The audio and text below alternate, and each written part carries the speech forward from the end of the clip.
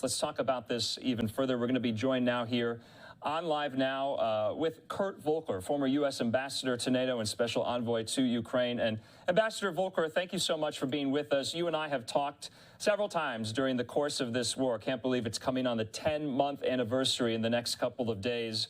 Just wanted your first reactions after you listened to and watched the speech tonight. Well, I thought President Zelenskyy did a great job. I think he made a very strong case that Ukraine's fight is our fight. And I think that's exactly what he had to do. That Ukraine is not only defending its own lives, its own homes, but they are defending the principles of freedom, democracy, rule of law, human rights, justice, all things that Americans would stand for. And he made it clear that they're doing it with U.S. weapons, but with Ukrainian lives. He's not asking for American troops to go fight for Ukraine. They're willing to fight to defend themselves, but they do need our help. You know, some had thought this was going to be some type of, laundry list ask there in those remarks. We did not get that. That was not what this speech was. It was quite inspiring, quite empowering. And when, you talk about this Patriot missile battery system that's going to get there on the battlefield soon, is hindsight 2020 on the part of U.S. officials and the Biden administration? They were quite reluctant to even say the word Patriot early on after the Russian invasion, and now they're getting what they asked for 10 months on. What do you make of that? It is so much of the same story so many times over again. First, we said no Stingers. Even back in the Obama administration, we said no Javelins, and then in the Trump administration, we provided the Javelins. No Stingers, no HIMARS, no armored vehicles, no surface-to-ship missiles. All of these things that we have later gone back and corrected. And now we're doing the same thing with Patriots. We should have done this months ago. Many observers who were following this knew that Ukraine would be winning on the ground, and Russia's only recourse is to try to hit the Ukrainian cities and to starve and take away the power and the heat and the light from the civilian population, and they needed air defense. And we said this many, many times. I'm glad to see the Patriots coming in now. It will be an additional element of air defense, but we should be lifting all of the other restrictions as well. What about the longer range artillery systems? What about aircraft that can be useful? What about tanks? Why are we holding back on these things still? Ambassador, do you think Vladimir Putin was watching tonight? President Biden was asked today about what his response might be, Putin's response. Will it be escalatory? Will it be retaliatory once this Patriot missile battery gets on the ground? He said he didn't bring that up with Zelenskyy. What do you make of that? Well, very interesting set of questions you just asked there. First off, knowing a little bit about Vladimir Putin, I would very much doubt that he was watching, because in his mind, that would dignify Zelenskyy. And he doesn't want to dignify Zelenskyy. He wants to think that he is superior in some way to Zelenskyy. Of course, he's not, but that's his attitude. So he would want to be briefed on this instead. The second is that Putin continues to push his system, his people, his equipment, everything forward to advance these objectives of eliminating Ukraine and Ukrainian people, Ukraine as a national identity, because it doesn't fit his ideology. He doesn't have the means to succeed, and yet he keeps throwing more and more human and equipment resources at this. And so he's going to be doubling down on that again after this speech. And he's going to be looking for something symbolic. After tonight, he's going to look for something symbolic he can do to say that Russia is still there and fighting and can still do damage. And I'm sure that he can.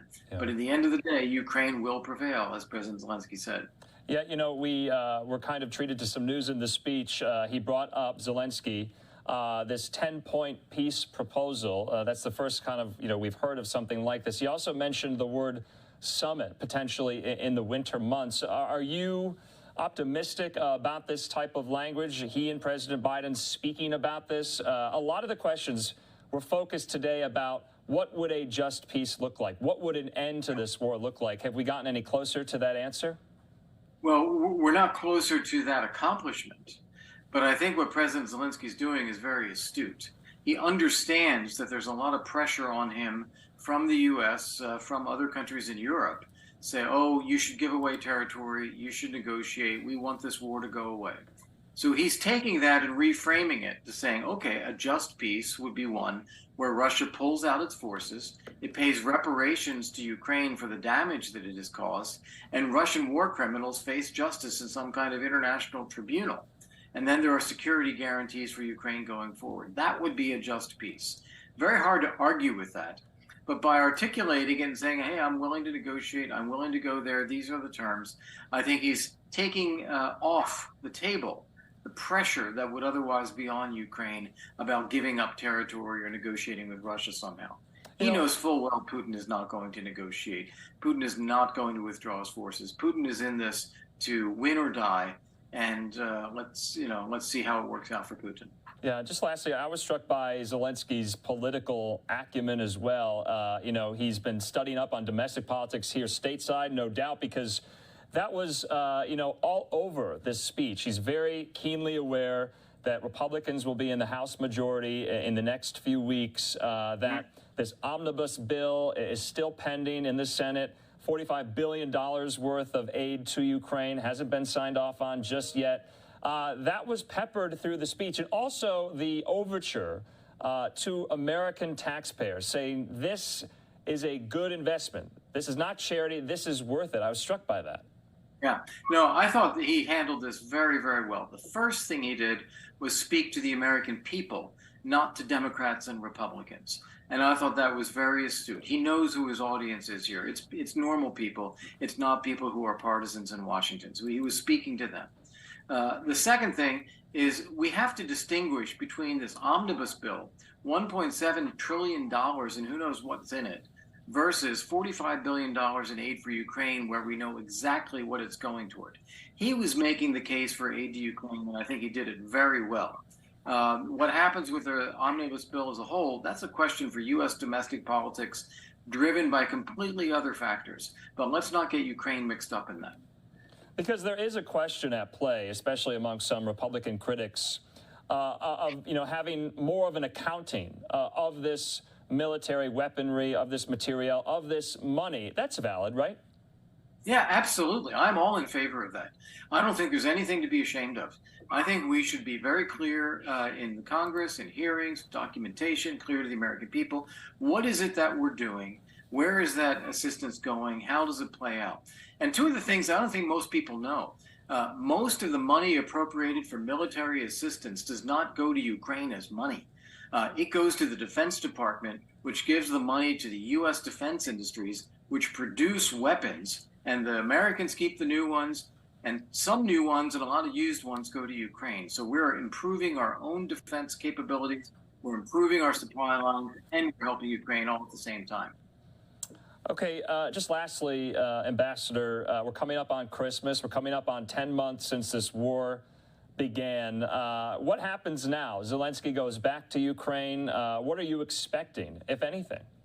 Yeah, it's going to be a very, very hard winter for the Ukrainian people. Russia is determined to knock out their electricity, to knock out heat in the middle of winter. Electricity, of course, is necessary for water pumping stations, so they may have shortages of water as well. He wants the Ukrainian people to suffer, and they will, unfortunately. It's going to be a very hard winter. But while that happens, the Ukrainian military is going to make progress on the ground. They are taking out Russian supply lines. They are cutting off Russian forces that are occupying parts of Ukrainian territory. And you will see Ukraine advance on the ground, especially as the ground freezes during the depths of the winter. Ukraine will be advancing. And I hope that they're able to drive south to the Azov Sea, cut that ground line of communication from Russia to Crimea, and then that will really put pressure on the Russian forces in southern Ukraine. Okay. Ambassador Kurt Volker, we always appreciate your insight into this, and we'll speak again. If not, though, have a very Merry Christmas. Thank you. Happy Christmas and New Year's to you as well. Thank you.